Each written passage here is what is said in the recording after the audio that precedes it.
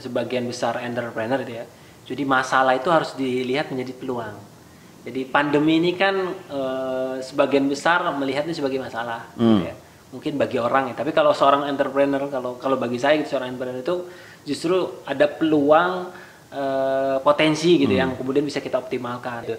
Jadi cara paling mudah gitu kan untuk mengurangi pengangguran ya jadi entrepreneur gitu Pak. Jadi begitu dia jadi entrepreneur walaupun pemula ya dia kategorinya adalah pengusaha.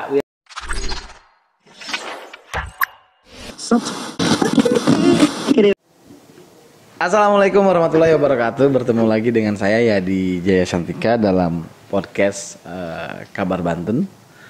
Hari ini tamunya mungkin sudah tahu, milenial, entrepreneur. Sebenarnya sehari-harinya sih Dewan, tapi naluri entrepreneur. Dan hari ini saya baca bahwa beliau masuk dalam daftar 12 nama yang disebut oleh Coach Pami. Itu semacam apa ya, pengusaha sukses yang menggrounded bisnis ya. Dan ini adalah Nur Agis Aulia. Yes, siap. Kang Yadi gimana? Udah lama kita nggak ketemu ya? Ya, saya izin. Bukan, siap. Oke. Mudah-mudahan kita bebas dari semuanya sesuai dengan harapan kita. Ya, Kang Agis, tadi saya sampaikan bahwa hari ini saya membaca medsos. Yang saya tahu beliau adalah seorang pengusaha sukses yang menjadi guru begitu ya. Para pengusaha Imam Muhajirin El Fahmi, atau biasa sebutnya Coach Fahmi begitu ya. Ada 12 nama, saya kaget. Salah satu di nomor 5 kalau saya nomor 6 itu Nur Agis Aulia. Apa betul? Saya tanya, ternyata betul. Iya. Memang belajar ke beliau. Jadi kebetulan Coach Fahmi ini salah satu mentor saya begitu ya, dan guru saya. Jadi beliau sangat banyak sekali kontribusinya bagi saya gitu ya, dalam hal baik keilmuan, kemudian yang paling penting sih kalau saya biasa menyebutkan guru kehidupan begitu. Jadi banyak banget ilmu yang saya dapatkan dari beliau, kemudian saya terapkan begitu ya, baik dalam kehidupan bisnis, politik saya begitu kan, semualah gitu kan. Dan beliau memang sangat inspirasi. Sebenarnya dari 12 nama itu juga hampir semuanya sudah belajar gitu ya. Kayak Mas Dewa Eka, kemudian Mbak Sally gitu. Mas Randy, semuanya hampir dapat ilmu grounded. Jadi beliau pelopor grounded bisnis gitu kan di Indonesia, dan saya sudah mengikuti kelasnya 1, 2, 3 kali begitu, dan itu luar biasa yang memberikan saya banyak sekali insight sehingga kemudian saya bisa mengembangkan bisnis, kemudian politik, dan yang paling penting adalah naruri kebermanfaatannya, karena beliau sangat menekankan gitu. Jadi bisnis itu juga harus maju, punya manfaat gitu ya, dan harus maju, harus bertumbuh gitu kan ya. Karena apa? Kalau bisnis itu kemudian bertumbuh, kita banyak sekali untuk bisa membuka kesempatan untuk bermanfaatnya lebih banyak lagi, lebih besar lagi gitu. Jadi ya, Kang Agis, saya bertanya, ini kan pandemi ya. Orang jangan berpikir untuk berusaha apa gitu, mempertahankan hidup saja banyak yang kesulitan, usaha berguguran segala macam. Kang Agis dengan bisnisnya mampu menabrak begitu ya. Artinya menabrak dinding tantangan yang menurut saya memang pandemi luar biasa, pandemi Covid itu kan. Orang menjadi susah bergerak, tidak leluasa segala macam. Tapi saya juga melihat bahwa ada orang-orang justru bisa mendapatkan peluang begitu ya. Mencari peluang dari kondisi ini. Nah, sebetulnya apa sih yang perlu dibangun untuk seorang entrepreneur muda terutama di masa-masa sekarang itu? Jadi sebenarnya kalau bagi saya begitu, atau mungkin sebagian besar entrepreneur itu ya, jadi masalah itu harus dilihat menjadi peluang. Jadi pandemi ini kan sebagian besar melihatnya sebagai masalah gitu ya. Mungkin bagi orang ya, tapi kalau seorang entrepreneur, kalau bagi saya gitu, seorang entrepreneur itu justru ada peluang, potensi gitu yang kemudian bisa kita optimalkan. Makanya di pandemi ini ya alhamdulillah gitu kan, startup kita buat beberapa unit bisnis baru begitu, justru kita membuka bisnis gitu ya. selain memang bisnis Jawara Farm, kita juga di Bank Sampah Digital itu kan pas pandemi gitu kan, bulan Februari, kemudian pandemi kita hajar terus, tapi alhamdulillah sampai sekarang masih bisa berjalan. Kemudian ada beberapa bisnis lainnya, misalkan ada kelas agro.id, itu kayak pendampingan untuk menjadi petani peternak miliarder gitu. Kemudian sekarang ada namanya Keranjang Agro, dan nanti ada Keranjang Sehat, itu memang fokus menjual beberapa produk-produk dari desa dan dari hasil agro begitu. Artinya apa? Karena itu semuanya potensi gitu ya, memang kemudian bisa kita optimalkan di pandemi ini. Jadi kuncinya sebenarnya bagi teman-teman nih, khususnya entrepreneurship ataupun anak-anak muda nih ya.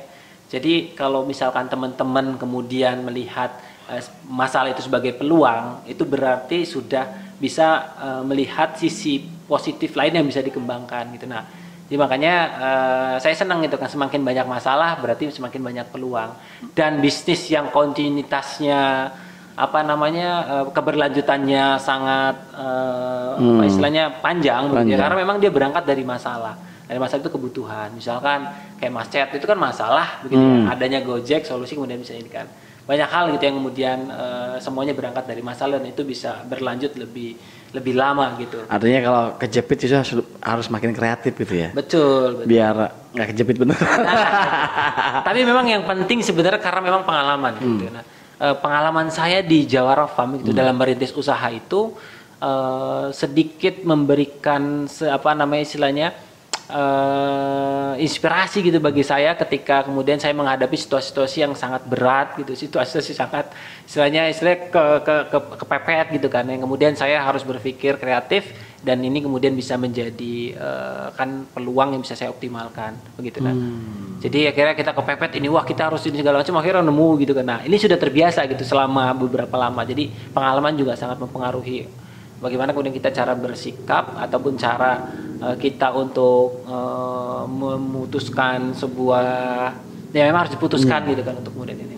Dan memang sebetulnya kita bicara pengangguran. Itu Banten salah satu daerah yang punya pengangguran tinggi. Kalau alasannya pandemi, semua alami pandemi. Sepakat. Tapi kenapa kemudian Banten termasuk kota Serang punya pengangguran yang tingkat pengangguran yang tinggi. Sebenarnya kalau kita lihat sektor yang menjadi andalan sekarang runtuh. Nah, memang artinya bahwa solusinya memang menciptakan pekerjaan, bukan mencari kerja. Gitu. Tapi kan memulainya Kak Agis, orang selalu berpikir modal, selalu berpikir pasar. Kak Agis, seperti apa waktu itu memulainya? Ya, kalau dulu mungkin ya modal dan mungkin pasar tuh menjadi ini ya. Tapi kalau menurut saya setelah saya menjalani bisnis gitu ya, bisnis sebenarnya modal utamanya adalah kemauan. Nah, selama kita ada kemauan, insya Allah pasti ada jalan gitu ya. Artinya apa? Ketika kita sudah punya kemauan untuk mulai masuk di bidang bisnis, sekarang itu ada sistem namanya reseller, Kang. Jadi sebenarnya cuma menjualkan gitu loh. Dan sebenarnya menjualkan yang paling mudah adalah menjualkan di lingkaran terdekat, misalkan dari keluarga, pertemanan segala macam. Artinya itu sudah mulai bisnis gitu, tanpa modal, tapi modalnya cuma menjualkan jaringan itu. Artinya modal itu sudah terbantahkan, kalau bisnis harus ada modal. Normatif lah ya. Betul. Terkait tentang pasar, Kang, sebenarnya gitu kan ya, pasar yang paling bisa cepat mudah gitu ya untuk kemudian dieksekusi gitu kan bagi pengusaha pemula nih. Jadi dia belum pernah usaha tapi bingung cari pasar. Itu paling mudah adalah coba untuk mulai dari lingkungan terdekatnya. Jadi ring pertama keluarga. Kemudian lingkungan dia tempat tinggal di RT RW itu, kelurahan, kecamatan. Baru kemudian di lingkungan pertemanan ring 2 kalau bisa saya sebut. Pertemanan lah, kemudian persahabatan, alumni SD, SMP dan segala macamnya gitu kan. Nah, baru ring yang ketiga gitu kan, mantan itu bisa jadi pasar kan, itu mantan dan segala macamnya. Nah, kumpulin lah situ. Makanya sebenarnya nggak usah cari pasar yang pusing-pusing dan segala macam, mulai dari keluarga, teman, sahabat gitu ya, alumni, mantan juga bisa. Ya, artinya menciptakan pasar bukan berarti seolah bahwa kita sebuah ruang yang besar gitu. Iya, betul. Bahwa di sekitar kita juga pasar. Betul. Karena kan objeknya ya tetap lingkungan kan? Betul. Nah, makanya itu juga terbantahkan, dan saya selalu bilang ke teman-teman yang baru mulai pengen menjadi entrepreneur itu, coba petakan keluarga segala macamnya, dan itu sebenarnya juga evaluasi, Kang. Evaluasi terkait tentang seberapa jaringan yang dibangun itu sudah berapa besar begitu. Jadi semakin dia banyak dikenal, semakin dia banyak pertemanan, persahabatan, itu sangat membantu untuk lebih cepat gitu bisa membangun pasarnya begitu. Dan sekarang sudah berapa karyawan dan berapa usaha nih? Betul. Kalau usaha, ya kalau usaha sih yang ini ada Jawara Farm begitu ya. Kemudian ada turunannya ada Jawara Frozen. Oh, dari Jawara itu ada turunannya lagi? Kan Jawara kan hanya penggemukan ya. Jadi proses budidaya penggemukan. Kemudian ada lagi namanya Jawara Kika begitu. Oh. Nah, kemudian ada tadi Jawara Frozen, ada Jawara Catering begitu. Kemudian ada Bank Sampah Digital, ada Kelas Agro begitu. Bank Sampah Digital berarti salah satunya soal pupuk itu dari sana dari internal. Jadi Bank Sampah Digital sih lebih kepada sampah organik dan anorganik kayak gitu. Dan memang kita ada misi sebenarnya karena ada masalah lingkungan. Nah, berangkat ya gitu. Jadi hampir semua usaha yang saya dirikan itu berangkat dari masalah. Jadi Kota Serang bermasalah dengan sampah buat Kang Agis itu potensi. Nah, potensi gitu ya. Ini potensi begitu. Ya. Karena memang sebenarnya kan ini yang kemudian apa namanya ya, yang penting untuk kemudian disadari gitu kan untuk teman-teman muda khususnya. Jadi bukan adanya masalah itu bukan semata-mata itu menjadi beban gitu kan. Tapi sebenarnya kalau kita lihat positifnya pasti ada potensi peluang. Nah, makanya kan dia butuh solusi. Nah, solusinya itu bisa kita optimalkan dengan pendekatan bisnis. Jadilah bisnis. Makanya ini Kang, ya di sekarang tuh lagi ngetren namanya sociopreneur. Nah, jadi sociopreneur itu dia berwirausaha tapi balance gitu dengan dampak sosialnya begitu. Jadi dia bukan hanya sekedar mencari keuntungan profit, tapi bagaimana kemudian dia juga punya impact kebermanfaatannya. Makanya di Bank Sampah Digital itu masuk kategori sociopreneurship. Ada sih di dunia akhirat. Ya, ada profitnya tuh, dunianya ada akhiratnya juga. Nah ini, dan ini lagi ngetren gitu kan, lagi ngetren di Indonesia begitu. Makanya karena kan mungkin anak muda masih ada idealis begitu. Kok gue cuma ngambil keuntungannya doang gitu ya. Tapi kan gue pengen bermanfaat. Nah ini banyak banget dan baru kemarin juga saya beberapa kali jadi juri gitu kan, kemudian ngisi beberapa narasumber dan ternyata luar biasa gitu kan. Banyak sekali sociopreneur. Nah, indikasi kenapa banyak orang pengen jadi sociopreneur tadi karena banyak masalah di Indonesia gitu kan ya. Makanya ya, makanya saya kira bisa diinikan. Dan tapi yang paling penting dari baik socialpreneurship atau technopreneurship atau entrepreneurship dan beberapa ininya lah ya terminologi itulah, itu adalah bagaimana kemudian bisa membuka lapangan pekerjaan begitu. Bahkan ada yang lebih kasar lagi kalau teman-teman saya itu. Jadi cara paling mudah gitu kan untuk mengurangi pengangguran ya jadi entrepreneur gitu Pak. Jadi begitu dia jadi entrepreneur walaupun pemula ya dia kategorinya adalah pengusaha wira swasta gitu, bukan pengangguran. Tapi orang ada berpikir juga kalau nggak punya bakat susah. Emang menentukan 100% enggak kan? Kalau menurut saya itu tidak menentukan juga gitu. Tidak menentukan dalam artian begini. Sebenarnya kalau menjadi entrepreneur itu sebenarnya kalau bagi saya nih ya, kalau dari pengalaman saya adalah itu kan intinya tadi kemauan aja gitu ya. Kemauan dan kalau menurut saya mindset begitu. Mindsetnya ketika kalau memang menjadi entrepreneur, misalkan begini Kang. Dulu saya kenapa resign dari BUMD gitu, BUMN di Jakarta, itu kan saya ngitung.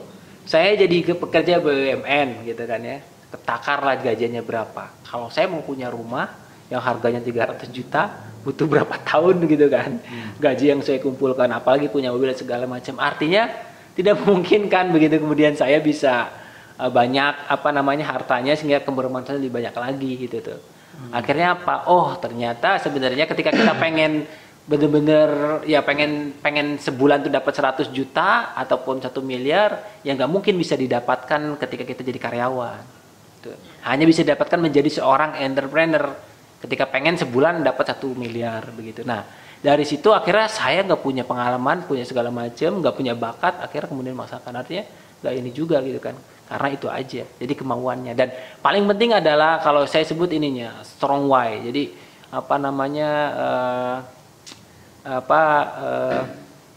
kayak dorongan kenapanya itu tuh yang gedenya itu loh, yang betul-betul. Karena saya pengen buka lapangan pekerjaan segala macam baru itu.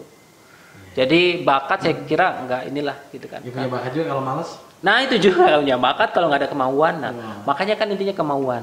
Siapapun baik yang punya bakat mau yang tidak bakat, kalau dia punya kemauan, insya Allah bisa jadi di entrepreneur. Dan yang paling penting nih Kang, yang paling penting adalah konsisten dan fokus. Ini penyakitnya anak muda. Iya. Itu nggak konsisten. Bosenan, nggak fokus begitu Jadi kan. pengennya sekali coba berhasil. Betul. Ya? Kalau setiap yang berhasil itu membutuhkan kegagalan Proses, betul. Kan saya selalu bilang ke teman-teman juga kan yang entrepreneur muda begitu, ya minimal 5 tahun gitu fokus dan konsisten di bidangnya gitu kan. Makanya ketika saya ngomong ini, saya sebelum banyak unit bisnis gitu kan, karena saya fokus dulu tuh gimana caranya si Jawara ini bisa ini dulu kan, betul-betul settle. Dan itu butuh waktu 5 tahunan lebih gitu. Ya. Nah, dari situ kemudian saya baru menemukan polanya. Itu baru menemukan pola bisnis yang menurut saya tepat bagi saya kan, gitu loh ya. Dan ternyata setiap orang itu nggak sama gitu kan, punya pola suksesnya masing-masing gitu loh. Dan itu hanya ditemukan ketika kita fokus menjalani itu, gitu. Berjalan sambil evaluasi. Iya, jadi harus konsisten dan harus fokus gitu. Kalau memang dia sudah sukses gitu kan ya, baru tuh dia bisa ini. Karena apa? Karena udah kebentuk pola bisnisnya gitu loh. Nah ini mau baru setahun itu kan ditipu ataupun ya ini stres kemudian dia akhirnya beralih gagal lagi beralih. Nah, itu yang membuat saya selalu memberikan masukan gitu ya. Jadi kalau teman-teman itu kemudian beralih gitu kan, artinya ya berarti mulai belajar dari nol lagi, beralih lagi mulai dari nol. Makanya coba digeluti betul-betul gitu kan, fokus. Makanya sebenarnya sebelum memilih bisa apa yang mau digeluti begitu kan. Jadi teman-teman harus pikirkan dulu gitu kan. Kira-kira bisnis ini betul-betul potensial nggak sih gitu kan ke depannya. Itu yang pertama. Kemudian peluangnya seperti apa gitu. Nah, baru yang ketiga tuh passion kita gitu. Ada nggak kira-kira di situ ininya passion kita sehingga kita bisa menjalani lebih enak asik gitu. Kalaupun ada ya ditipu gagal ya karena memang sudah passion kita gempur aja gitu. Nah itu. Nah kebanyakan sih nggak ini. Dan kebanyakan anak muda ikut-ikutan itu yang memang betul-betul followers ya. Ya banyak kan ikut-ikutan. Lagi ngetren bisnis ini ikut ini. Bisnis ini gitu.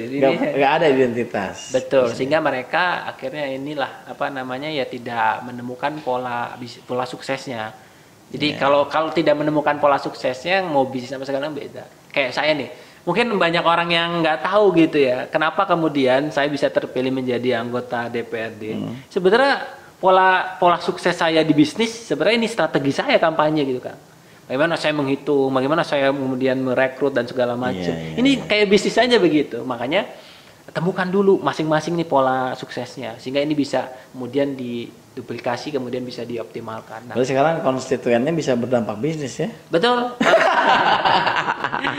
Nih ada lagi nih politik planner. Ya, dan saya jujur bahwa salah satu yang mendorong saya untuk mengawali usaha adalah Kang Agis. Jadi memang mungkin sama apa yang saya alami dengan kebanyakan orang ya. Betul. Ini usaha gua bukan soal untung rugi. Betul. Kita bicara resiko yang lebih jauh lagi misalnya ya. Ada kekhawatiran, ada bisa nggak sih gua gitu kan ya. Betul. Tapi pertanyaan itu kan tidak terjawab kalau kita tidak memulainya. Betul kan? Iya. Iya juga ya. Kayaknya juga dulu gagal, tapi kan sekarang saya makanya berani. Saya nggak perlu tahu usahanya apa.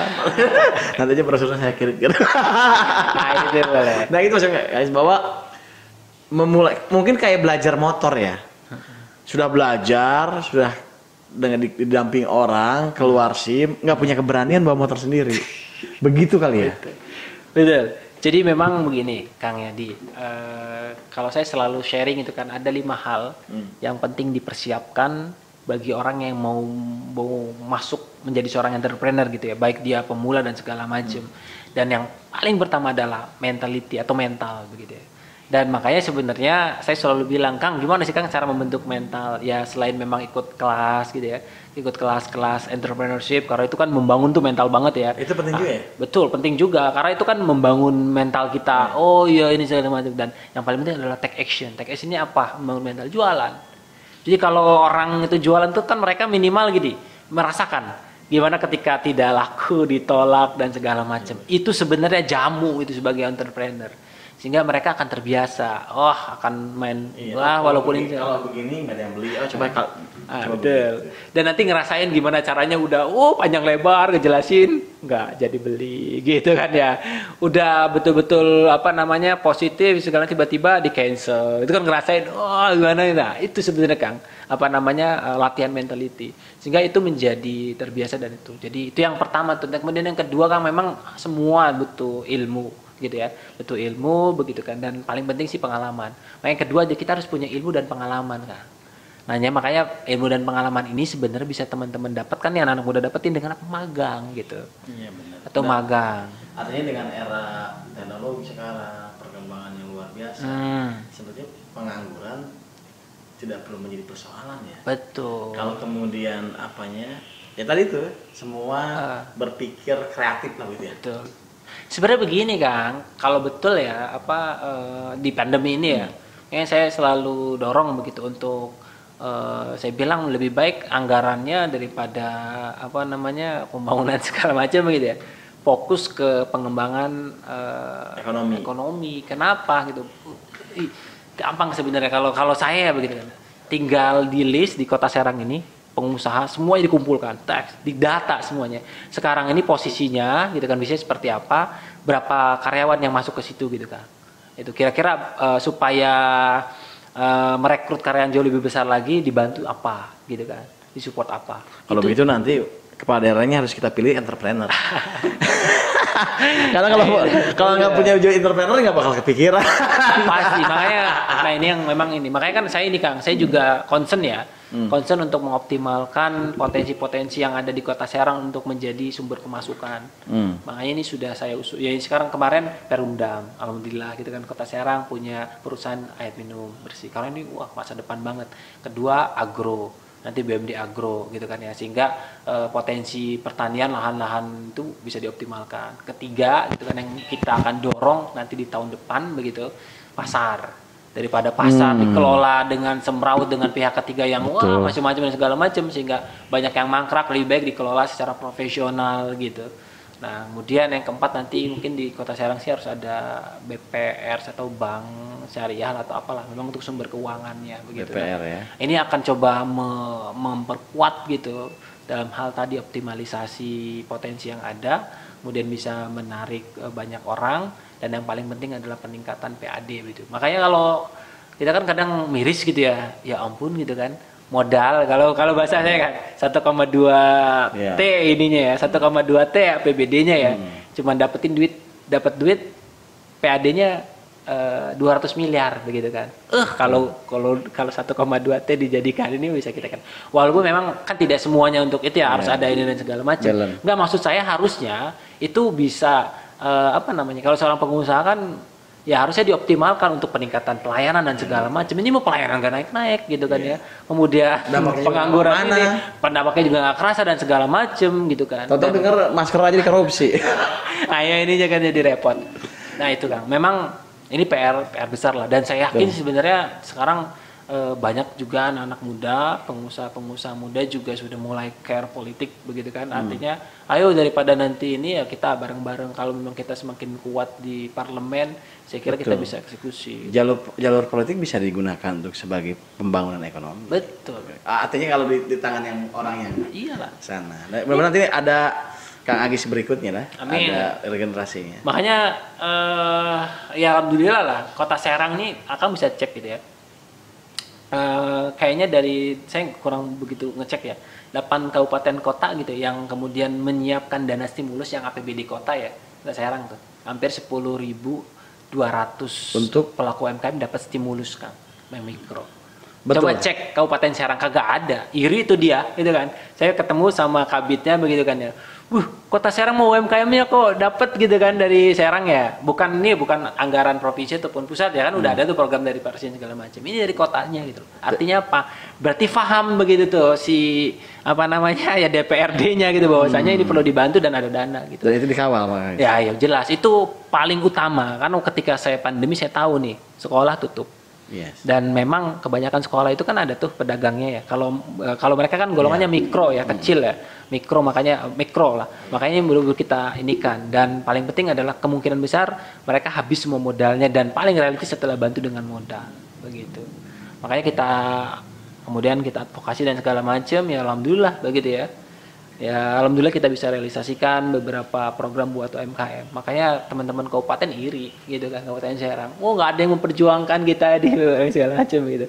Karena nggak paham begitu apa yang kemudian perlu dibantu. Malah yang dikasih adalah pelatihan-pelatihan, kagak ada. Kalau pelatihan sekarang itu orang lagi begini latihan dikasih pelatihan mulu. perang latihan gitu ya. Makanya ya mungkin saya di sini juga. Saya udah inilah. Tapi alhamdulillah terus dikembangkan Kang. Insya Allah ini kita akan buka klinik. Saya udah usulkan gitu kan, ada klinik UMKM Kang. Wah. Jadi kalau ada UMKM yang sakit, pengusaha sakit, datang aja ke situ. Misalkan ada masalah perizinan segala macam, dan ini sudah kita kembangkan supaya di Kota Serang ada klinik ya. Jadi kalau UMKM dan segala macam yang ada bermasalah bisa datang ke situ. Jadi bisa kapan aja. Dan kebetulan hari ini saya kenapa pakai kaos Kadin? Asik.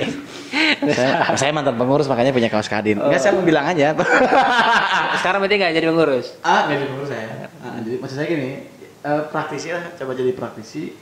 Artinya bahwa sebetulnya organisasi itu kalau dimaksimalkan perannya luar biasa ya. Sangat luar biasa Kang. Oh iya, ini saya Kang, kenapa? Begini saya nggak dengar tuh organisasi pengusaha, kenapa ya? Kena dampak juga. Aduh, jadi peran organisasi itu luar biasa besar banget gitu ya untuk kemudian bisa membantu nih. Ya PDKI kooperasinya Kang ya kemarin kerjasama sama BJB dan sekarang kerjasama sama BUMD gitu Kang. Apa untuk membantu permodalan. Jadi kalau mereka bersatu kemudian kita optimalkan bisa mengakses. Ya memang kan kita kalau mau kerjasama perbankan dan segala macam harus betul-betul ini ya, karena kan banyak organisasi yang mohon maaf gitu jadi-jadian gitu kan, dia hadir ada cuman ini momentum. Ini banyak anggotanya gitu kan, dia ini tapi pas di lapangan nggak ada gitu kan, pas di cross check segala macam dan ya itu yang memang nggak bisa diinikan. Tapi alhamdulillah udah ada dan itu bisa dioptimalkan. Dan sebenarnya yang paling bisa nih, saya selalu ini, yang paling bisa memberikan kemanfaatan lebih cepat gitu kan, dan lebih masif dan lebih besar adalah pemerintah Kang. Karena punya anggaran. Gitu. Saya tuh ngerasain ini banget ya semangat gitu kan jadi DPD tadi tuh. Ketika bisa bantu 10.200 UMKM dapat stimulus 500 ribuan. Bisa bantu menganggarkan nelayan, petani itu Kang. Itu kurang lebih hampir 500-an ribu, jadi hampir 2.000-an nelayan tuh dapat stimulus tuh Kang, gitu ya. Walaupun dia nggak tahu tuh siapa yang ngusulkan begitu kan ya. Biasa kalau udah bagian ini kan kira-kira wali kota gitu, padahal belum tahu tuh siapa yang ini kan gitu. Nah, begitulah. Sih nggak masalah gitu kan, yang jelas ya lebih baik daripada program-program yang lain, dengan langsung kasih ke masyarakat kan, karena duitnya kembali lagi gitu kan ini. Nah, dan saya pikir yang namanya perjuangan sama dengan kebenaran. Tidak perlu dikampanyekan, sebetulnya dia akan. Saya sih percaya itu. Makanya Kang, saya itu pernah meriset gitu ya, berapa sih kemanfaatan yang saya bisa buat ketika saya menjadi entrepreneur Jawara Farm. Setahun mungkin bisa bantu peternak, petani yang nggak lebih dari 200 orang gitu ya. Tapi sekali masuk DPRD nih ya, 10.000 orang bisa kita bantu. 3.000 orang langsung gitu kan. KWT kemarin kita inikan juga, bahkan yang kemarin bansos yang agak ini juga 50.000 juga tanya mungkin Pak Kadis siapa yang mengusulkan, siapa yang kemudian ini, orang di perdebatan di awal-awal masa mengusulkan cuma 11.000 katanya Kang ini susah nanti segala macam, ada berapa gitu kan, semuanya udah Pak naikin 50.000 keluarga di Kota Serang dapat, walaupun sembakonya begitu ada ininya, tapi itulah sebenarnya akhirnya saya sadar. Wah, berarti ketika posisi strategis ini diisi oleh orang-orang yang paham, orang-orang yang memang orientasinya tadi kebermanfaatan, itu jauh lebih besar, lebih cepat untuk dirasakan kemanfaatannya gitu.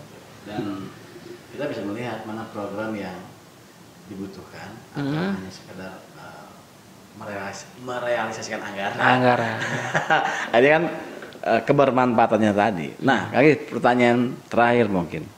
Kalau kita bicara Kota Serang, dengan segala tantangannya, kita lihat tadi disebutkan angka putus sekolah, kemiskinan, pengangguran segala macam.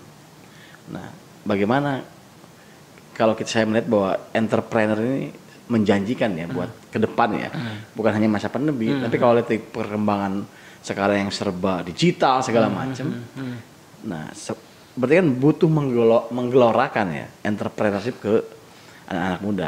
Tidak lagi mencari pekerjaan tapi menciptakan pekerjaan. Betul. Nah, apa yang perlu dilakukan itu untuk menggelorakan itu? Jadi sebenarnya ini yang sudah kita coba dorong gitu ya. Jadi sebenarnya pemerintah kota itu tidak harus menyediakan anggaran. Cukup mengumpulkan semua komunitas wirausaha gitu ya. Kan di Kota Serang tuh banyak, ada TDA, ada KPMB, ada FKP, belum lagi ada indie clothing. Kumpulkan semuanya begitu. Kumpulkan semuanya, kira-kira begitu kan, butuh support apa gitu. Karena nggak semuanya butuh modal. Sebenarnya ada yang cuma butuh tempat untuk kemudian ini, ada yang kemudian butuh legalitas gitu kan, segala macam. Harusnya berangkat dari situ. Nah, ketika iklim ekosistem pembangunan kewirausahaan Indonesia terbangun, itu akan mendorong yang lainnya juga untuk karena memang merasa di support segala macam. Saya sih lebih daripada kegiatan gitu nggak itu, dan jadi nggak usah repot gitu dah. Karena apa? Sudah dibantu sama komunitas-komunitas itu. Tinggal dikumpulkan datanya, kemudian langsung tuh kalau dikumpulkan kan, ternyata dari komunitas-komunitas wirausaha itu ya semuanya katakanlah ada 10.000 begitu kan ya, 10.000. Langsung ada berapa pengangguran di Kota Serang? Share aja nanti dari Pemkot begitu, ada 20.000. Ini kan ada 10.000. Bisa nggak nih setiap orang untuk bisa merekrut atau mencetak entrepreneur lagi untuk menginikan? Itu habis gitu. Apa yang dibutuhkan? Jadi udah aja uang yang buat dinas tenaga kerja segala macam, ngapain, mendingan buat mereka-mereka yang udah pasti gitu loh. Oh iya nih, di clothing ini kan dia punya toko clothing segala macam. Bisa nggak nanti dapetin ini, apa yang perlu dibantu begitu? Mereka sudah jalan, diwajibkan untuk merekrut regenerasi begitu. Iya, udah pasti kalau mereka ini kan biasanya kalau mereka akan coba buka sendiri dan segala macam, atau bisa pengembangan ke tempat wilayah dan segala macamnya. Jadi itu yang bisa dilakukan, dan itu jauh lebih manfaatnya, lebih jelas segala macam. Karena nggak semuanya loh ya, pengusaha itu butuh modal. Betul. Gitu. Saya sering yang bertanya UMKM gitu ya. Karena mungkin wartawan dianggapnya serba tahu, gitu, serba hafal lah begitu ya. Jadi kalau ngurus izin kan suka ada kayak BPOM, Dinkes, PIRT, PIRT gitu kan, terus halal. Saya kira yang kayak begitulah. Mereka gitu. Banyak yang nggak paham loh, padahal kalau bicara makanan misalnya rasanya enak, tinggal soal kemasan mungkin. Tapi kan buat mereka bawa izin tuh, lalu yang terpikir-pikir, ini mahal kayaknya kan. Betul. Bantuan soal itu juga kan sangat bermanfaat, tidak hanya modal. Jadi sebenarnya kalau memang nanti semakin banyak pengusaha gitu kan di di Kota Serang, ya nanti kan bisa tumbuh gitu kan, dan bisa setidaknya mereka juga akan membuka lapangan pekerjaan lebih masif lagi gitu kan. Dan beban Pemkot enak untuk pengangguran. Begitu, makanya sebenarnya bukan hanya Pemkot ya, Banten juga harus seperti itu. Nah, cuma memang harus benar-benar serius dalam hal pendampingan gitu. Sebenarnya benchmarknya yang sudah jalan Bandung tuh kan begitu kan, jadi bisa diinikan, atau mungkin emang ini aja sih saya selalu bilang kan ke beberapa ini juga sudah rangkul semua komunitas pengusaha begitu kan, yang mau HIPMI dan segala macam, buka datanya apa yang dibutuhkan, ngobrol gitu kan ya. Oh ya, butuh ini Kang, butuh ini, butuh perizinan segala macam, ayo dianggarin semuanya, kita ini kan banyak semuanya udah. Insya Allah jadi bisa ini, dan kita bisa masif begitu untuk kemudian menciptakan entrepreneur baru, sehingga kemudian itu bisa mengurangi tingkat kemiskinan dan pengangguran yang ada di Kota Serang. Sehingga Kota Serang bisa berkembang betul ya. Ya kalau banyak uangnya kan pajak dan segala macam juga jalan. Ya kalau nggak ada duitnya mau dari mana mungkin ini ya begitu. Nggak ada duitnya nggak ngapa-ngapain. Nah ini yang menjadi PR gitu Kang Yadi. Jadi makanya saya kira saya selalu bilang begitu, bahwasanya ya pengangguran dan kemiskinan itu solusinya adalah gerakan entrepreneurship, gerakan kewirausahaan begitu. Makanya saya udah beberapa kali juga untuk istilahnya baik secara konsep dan segala macam sudah kita inikan. Cuma memang tahapan realisasinya gitu kan, dan memang ada keterbatasan di DPRD itu paling bisa mengawal ataupun ini kan. Tapi saya terus bergerak sama teman-teman semua untuk bisa mengembangkan, karena ini yang menjadi titik krusial ketika kita berbicara terkait pengangguran kemiskinan. udah lah apa namanya kayak misalkan harus buka pabrik dan segala macam, itu belum tentu gitu. Karena bisa jadi pabriknya mekanisasi, mesin, apalagi nanti digital. Karyawannya belum tentu orang sini. Betul, karyawannya belum orang sini, karena tidak sesuai kemampuan gitu kan.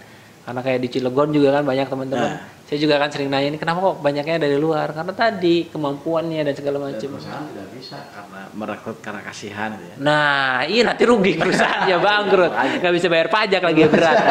Nah ini yang menjadi catatan. Makanya saya kira fokusnya adalah mengembangkan potensi gitu kan, potensi yang memang betul-betul ada di masyarakat Kota Serang gitu kan, dan ada di lingkungan Kota Serang. Itu fokusnya. Jadi jangan fokus kemana-mana, itu akan berat gitu kan. Jadi kalau memang fokusnya ada di situ bisa lebih. Ya, kita berharap sih gerakan-gerakan pembangunan ekonomi itu tidak hanya memenuhi syarat bahwa saya berjanji dan sudah memenuhi lah. Ya, dan jangan sampai cuman wah jadi diskusi ini FGD begitu-begitu, seminar itu. Wah, terus terang. Pak, mana jadi kampanyenya soal pembangunan ekonomi? Udah saya bikin pelatihan selesai. Kok di situ aja akan memenuhi kewajiban janji gitu ya. Makanya saya sudah kalau ke Dinas Disperinakop saya bilang pelatihan yang ada di YouTube begitu kan, jangan dibuat kegiatan, suruh nonton aja. Iya. Kalau yang nggak ada di YouTube, makanya saya sih selalu kalau ini sudah kita arahkan ya di 2022 itu fokus ke fasilitasi UMKM untuk naik kelas. Tadi legalitas, pokoknya harus CV lah, NIB lah, PIRT lah, apa MUI halal gitu, MUI lagi. Sekarang bukan MUI, itu ada lembaga itu halal. Udah di ini halal itu yang difokuskan begitu kan ya. Kayak motivasi ini udah lihat YouTube-nya Agis saja tuh, nanti lihat kayak gini gitu kan, banyak lah gitu.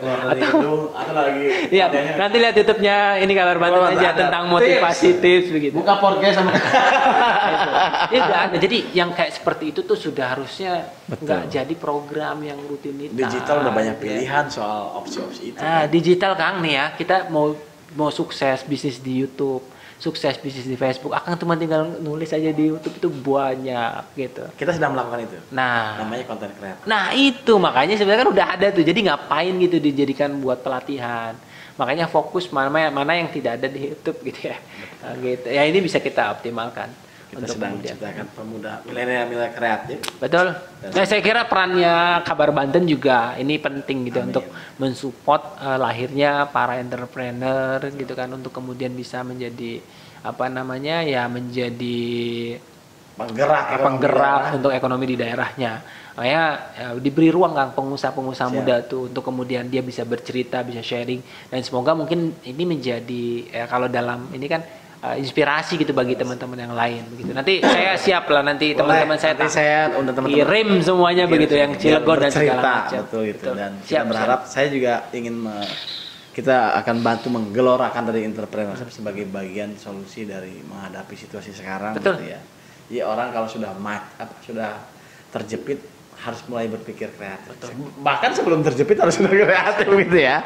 Sehingga yang kita hadapi sebetulnya bahwa tadi itu permasalahan selalu ada solusi. Betul. Dan pasti ada potensi. Itu kan ya.